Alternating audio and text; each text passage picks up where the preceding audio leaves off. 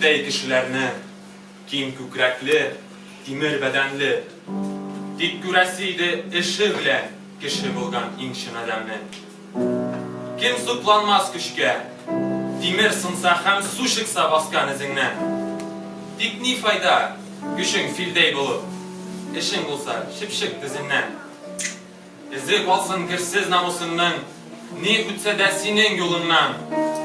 Güçlülüğün bilen gururlanma, kişiliğin bilen gururlan.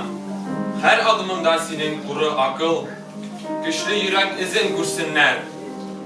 Kılıç bilen tügül, duruluk hem şınlık bilen güçlü kişiler.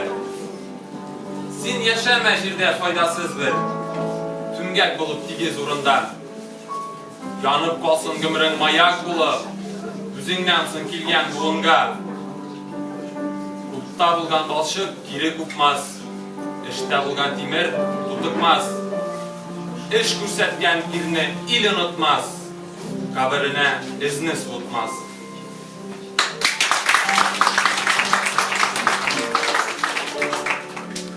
Yeni